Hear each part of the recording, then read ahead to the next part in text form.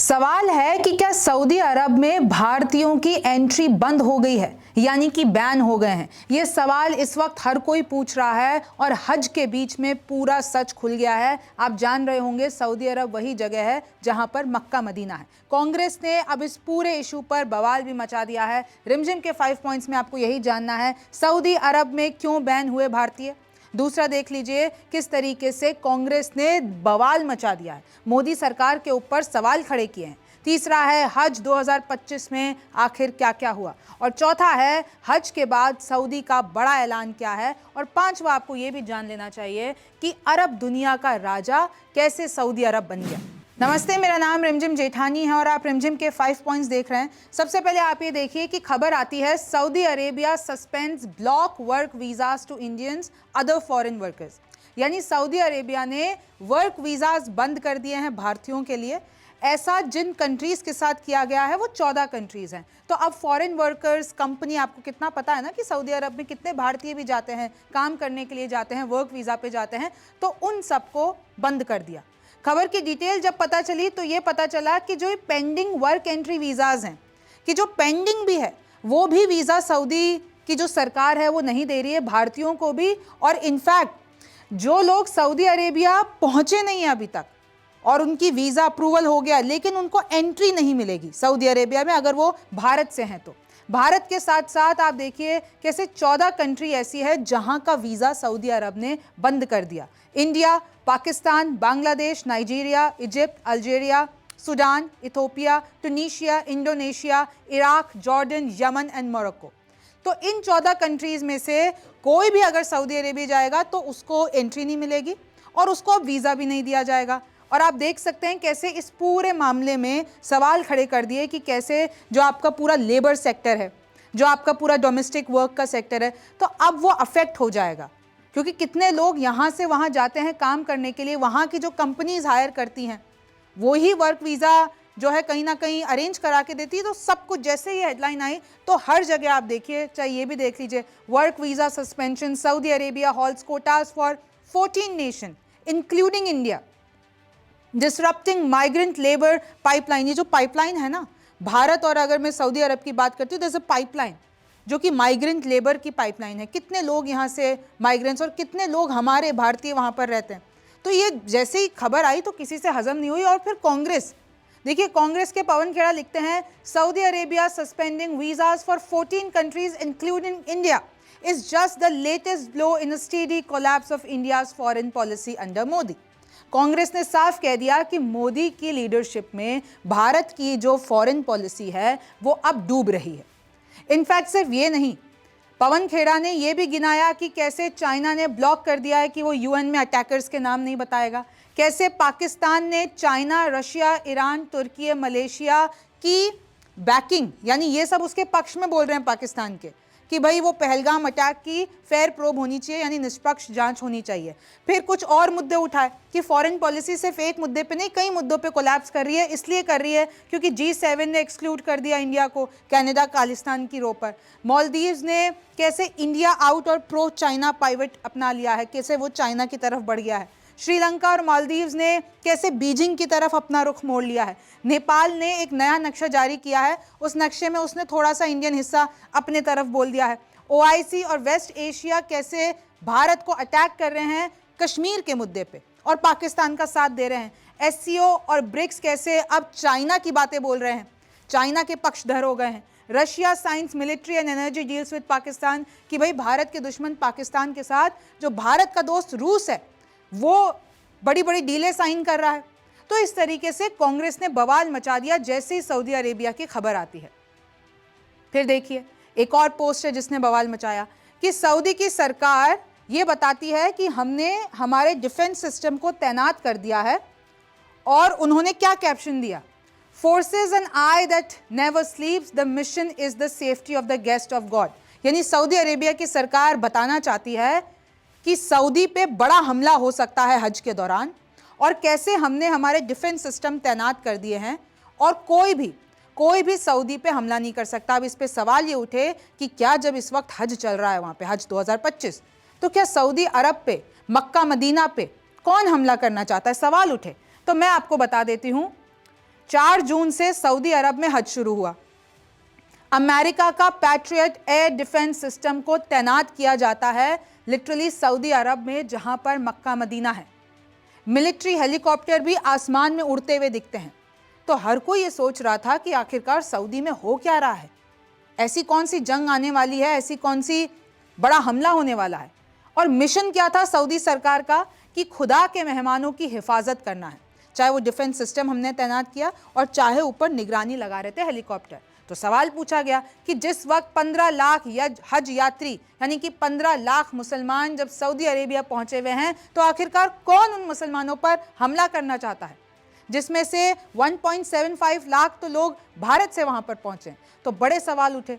उसके बाद देखिए कैसे सऊदी सरकार की तरफ से ये बयान आता है कि भाई हज में क्राउड मैनेजमेंट, सिक्योरिटी और इमरजेंसी के लिए हमने व्यवस्था की है, लेकिन जो हमने ये एयर डिफेंस सिस्टम तैनात किए हैं वो इसलिए किए हैं, जो सऊदी की एयरफोर्स है वो मक्का में इसलिए एक्टिव है क्योंकि खतरा है यमन के हूती विद्रोहियों का। हूती लड़ाकों के हमले की आशंका थी। आपको पता है ना कि भाई ईरान पूरा फंड करता है यमन के हूती विद्रोहियों को। अब क्योंकि ये शिया सुन्नी मुस्लिम वाला चक्कर है, Iran being a Shia country and Saudi Arabia being a Sunni country, तो ये इन दोनों का बहुत वक्त से ये चलता आया है भेदभाव शिया सुन्नी मुस्लिमों का।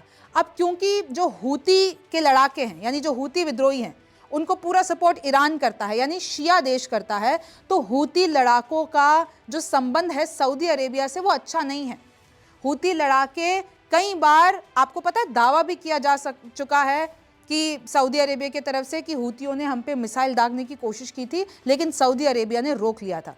तो क्योंकि हूती इस वक्त उस पूरे मिडिल ईस्ट एरिया में इतने एक्टिव है, इजराइल पर हमला कर रहे हैं, वहाँ बैठे बैठे यूएस तक को नहीं छोड़ा।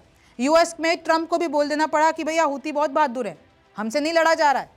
सोचिए इस तरीके से हूती विद्रोहियों ने वहाँ पर इजराइल और अमेरिका की नींद उड़ा रखी है। तो दावा यह है कि हूतियों ने मक्का को कई बार निशाना बनाया, लेकिन फिर सऊदी सरकार ने कहा कि ये लोग निशाने में कामयाब नहीं हो पाए क्योंकि हमने कुछ किलोमीटर दूर हवा में ही हूती लड़ाकों की जो मिसाइलें थी जो मक्का पर आ रही थी, जो सऊदी अरेबिया पे आ रही थी, हमने उसको ध्वस्त कर दिया। हालांकि हूतियों ने इस पूरे फैक्ट से इनकार किया।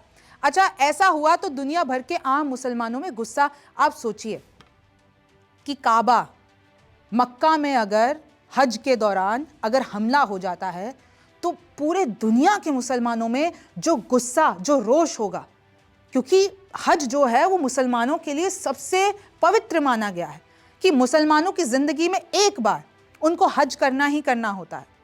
उनके लिए ये सबसे बड़ी इबादत होती है। और आपको पता है कि हज में एक बार हमला हो भी चुका है। 20 नवंबर 1979 300 हमलावरों ने मक्का पर कब्जा कर लिया था। सोचिए, और नेतृत्व कौन कर रहा था, किसने हमला करवाया था? सऊदी सेना के पूर्व सिपाही थे जुहैमन अल उतैबी। उन्होंने हमला इसलिए किया, हथियार लेकर पहुंच गए थे वो काबा सऊदी अरब में, और उन्होंने कहा कि सऊदी की सरकार इस्लाम से भटक गई है, अब इसलिए इनको हटाना जरूरी है। तो 300 लड़ाकों को लेकर, हथियार लेकर वो लोग लिटरली मक्का में पहुंच गए। सेना ने ग्रैंड मस्जिद को चारों तरफ से घेर लिया और वो उसकी तस्वीरें आज भी मुसलमानों को हॉन्ट करती है। मस्जिद में जानलेवा सीबी गैस, क्योंकि उस वक्त जो सऊदी सरकार थे उसके खिलाफ हो रहा था, तो लिटरली मस्जिद में जानलेवा सीबी गैस डाली गई। 15 दिन बाद 5 दिसंबर को जंग खत्म हुई, मतलब मक्का में 15 दिन तक ये जंग चलती रही। सोचिए, इतना पाक मुसलमानों के लिए ये जगह, और उधर ये सब कुछ चलता रहा। 127 सैनिकों और 26 बंधकों की जान चली गई, 117 हमलावर मारे गए, और जो बाकी के 63 बचे थे उनको सऊदी सरकार ने फांसी पर लगा दिया। तो ये हुआ था। और इस बार जब हज हुआ तो सबसे बड़ी प्रॉब्लम ये थी कि वहाँ पर इतना ज़्यादा हॉट था, इतना ज़्यादा वहाँ पर 40 डिग्री की भीषण गर्मी थी कि लिटरली पैदल यात्रा होती है भाई वहाँ पर। तो लोगों की संख्या इस बार बताया जा रहा है कि कम भी आई है, क्योंकि वहाँ पर इस वक्त जो गर्मी के हालात थे उन्होंने जितने भी हाजी हैं उन सबको बहुत परेशान कर दिया। और अगर मैं आपको बता देती हूँ कि सऊदी अरेबिया की तरफ से क्या कहा गया है, तो देखिए जो ये हज 2025 है उसमें ओवर 1.6 मिलियन मुस्लिम्स आए थे 150 देशों से, और उन्होंने ये जो एनुअल इस्लामिक पिलग्रिमेज होता है वो अब 9 जून को खत्म हो चुका है। भाई 4 जून को शुरू हुआ, 9 जून को खत्म हो गया।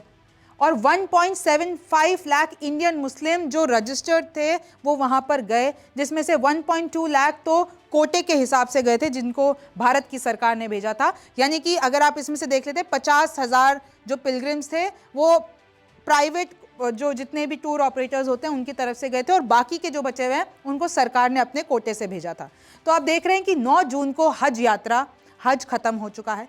4 जून को शुरू हुआ, 9 जून को खत्म हो गया। और अब सऊदी सरकार की तरफ से क्लैरिटी आ गई है, पूरा सच खुल चुका है। और उन्होंने ये भी बताया है किस तरीके से, देखिए जो इन्होंने वीज़ा टेम्पररी बैन किया था, आप देख रहे हैं उस पर उन्होंने लिख दिया है temporary suspension of visas are over. और उसके पीछे की रीज़न भी बताया है कि हमने 14 कंट्रीज़ पे क्यों ये वीज़ा बैन लगाया था। With the conclusion of Hajj 2025 the temporary suspension on short term visas for 14 countries including India is over too. कि हमने ये जो एंट्री बैन की थी वो अब हमने ख़त्म कर दी है, अब ऐसा कुछ भी नहीं है। और ये टेम्पररी रिस्ट्रिक्शन इसलिए लगाया गया था क्योंकि हज के दौरान सऊदी अरब में भीड़ बढ़ गई थी, ओवर क्राउडिंग हो गई थी। और इसलिए भाई कुछ लोग जो हज का रजिस्ट्रेशन कराने आते हैं वो तो आ ही जाते हैं, लेकिन कुछ लोग जो सऊदी अरेबिया घूमने आते हैं वो लोग भी हज आ जाते हैं। People have traveled to Saudi Arabia on short-term visas and entered Mecca without official permission। यानी सऊदी अरेबिया आ गए लेकिन विदाउट परमिशन मक्का में चले गए, और इससे वहाँ पर भीड़ बढ़ गई, तो वहाँ पर जो व्यवस्था है वो बिगड़ गई। तो इसलिए हमने ये जितनी भी 14 कंट्रीज़ पे, जिसमें से एक इंडिया भी है, जो हमने बैन लगाया था, जो वीज़ा रोके थे, वो सब हमने अब दुरुस्त कर दिया। अब हज ख़त्म हो गया।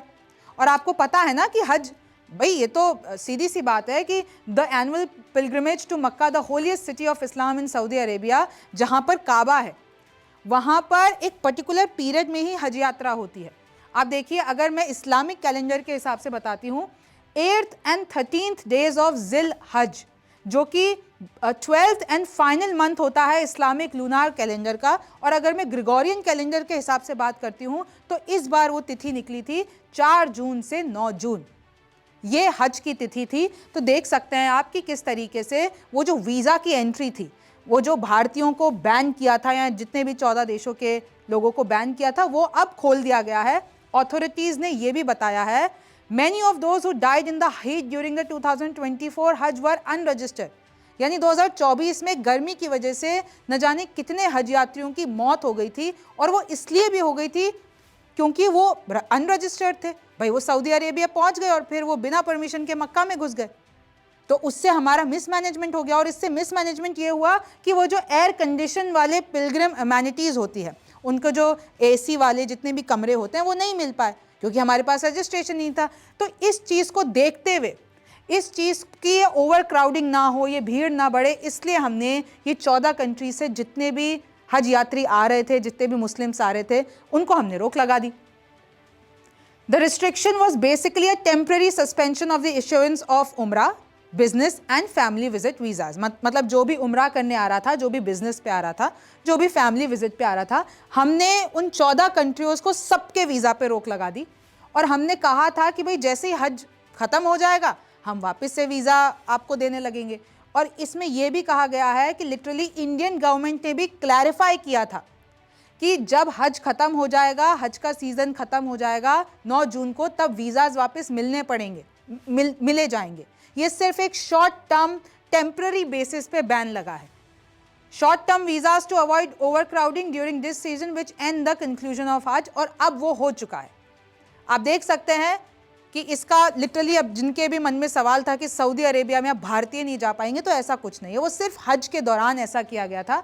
अब आपके लिए जो सवाल हमने उठाया था कि भाई सऊदी अरब जो है वो ये अरब वर्ल्ड का राजा कैसे बन गया, तो सबसे बड़ी वजह जो है वो है ऑयल वेल्थ। भाई 1930s में क्या होता है कि इनके पास जितने भी तेल के तहखाने होते हैं, जैसे इसकी डिस्कवरी होती है तो इनका इकोनॉमिक पावर बढ़ जाता है। आप सोचिए कि तेल इनके लिए लिटरली ख़जाना है। और फिर जो सऊदी अरब के वेस्टर्न पावर्स के साथ रिश्ते हैं, स्पेशली US से जो रिश्ते हैं, वो पूरे मिडिल ईस्ट में सबसे बेहतर सऊदी अरब के हैं। अच्छा, राज्य के अगर हम एरिया वाइज भी देखते हैं तो मिडिल ईस्ट में सबसे बड़ा राज्य सऊदी अरब है। और क्योंकि यहाँ पर मक्का और मदीना है तो इनके ऊपर एक लिटरली कस्टेडियनशिप है कि इस्लाम का सबसे पाक जो तीर्थ है वो वहाँ पर है। तो उनके एक लिटरली उनकी एक पावर है मिडिल ईस्ट में। इकोनॉमिक इन्फ्लुएंस है, कैसे मिलिट्री मॉडर्नाइजेशन की इन लोगों ने, यानी जितना भी इनका खजाना आता गया, जितना इन्होंने तेल बेचा, जितना इनके पास पैसा आया, तो इन्होंने अपना खजाना बढ़ाया। और किस सेंस में? अपना मिलिट्री बजट को, अपने मिलिट्री इक्विपमेंट्स को उन्होंने सबसे बेस्ट बना दिया मिडिल ईस्ट में। तो इसलिए उसको मिडिल ईस्ट का, अरब वर्ल्ड का राजा कहा जाता है। डिप्लोमेटिक लीडरशिप देख लीजिए कि कैसे OPEC, अरब लीग और GCC में लिटरली चेयरमैनशिप करता है सऊदी अरब। कल्चरल इन्फ्लुएंस है और विजन 2030 के चलते सऊदी अरब में आप देखिए, आपको खबर मिली होगी कि कैसे अब अगर कोई टूरिस्ट आता है तो उनके लिए अब लिकर भी मिलने लगेगी। हालांकि इस पे बहुत ज़्यादा विवाद हुआ था। फिर आप देख लीजिए, चाहे बड़े बड़े इवेंट्स हो, चाहे कॉन्सर्ट्स हो, तो मतलब थोड़ा मॉडर्न हो रहा है सऊदी अरेबिया। और आपको पता है कि ईरान के लिए सबसे जो टेंशन लेने वाली बात यही है, क्योंकि ईरान एक पर्टिकुलर एक बाउंड्रीज में बिलीव करता है और सऊदी अरेबिया ने वो बाउंड्रीज तोड़ दी है। वहाँ के क्राउन प्रिंस ने ये बाउंड्रीज तोड़ दी हैं। वो मॉडर्न विचारों का पूरा देश हो गया है। तो इसलिए आपको पता है कि ईरान और सऊदी अरेबिया में, भाई आज की जंग नहीं है, बहुत पहले की जंग है। चाहे आप उसको शिया सुन्नी मुस्लिम जंग कह लीजिए, चाहे आइडियोलॉजी वाइज कह लीजिए। अब देखिए मिडिल ईस्ट का नक्शा है, आपको ये भारत दिख रहा है, इधर आपको पाकिस्तान दिखेगा। फिर देखिए कि कैसे इधर ईरान और सऊदी अरेबिया। अब सऊदी अरेबिया सबसे बड़ा, आप देख लीजिए इसका पूरा, आप ये नक्शा देखिए कि सबसे बड़ा जो कंट्री है मिडिल ईस्ट में वो ये है। 3 बड़ी कंट्रीज है ना, सऊदी अरेबिया, ईरान और इजिप्ट। तो आप देख सकते हैं कि किस तरीके से मिडिल ईस्ट का सऊदी अरब को राजा कहा जाता है। और यहाँ पर ये जो इतना ख़जाना है जो मक्का मदीना है, उसकी वजह से मुसलमानों में, पूरी दुनिया के मुसलमानों में सऊदी अरेबिया को सबसे पाक जगह माना जाता है। और कोई ना कोई मतलब कभी भी जीवन में एक बार तो हर मुसलमान सऊदी अरेबिया जाता ही है हज करने। तो इस तरीके से देखिए ये पूरा मामला चल रहा था। क्योंकि अब हज ख़त्म हो चुका है तो अब ऐसा कुछ भी नहीं है कि सऊदी में, और सऊदी अरब और भारत तो बहुत अच्छे दोस्त हैं। कितनी बार जो क्राउन प्रिंस है वो यहाँ पर आए हैं, कितनी बार प्रधानमंत्री मोदी वहाँ पर गए हैं। तो यही अपडेट आपको आज देनी थी। आपको कैसा लगा शो मुझे ज़रूर बताइए कमेंट सेक्शन में। आप रिमझिम के 5 पॉइंट्स देख रहे थे। मेरा नाम रिमझिम जेठानी है। आपसे फिर मुलाकात होगी।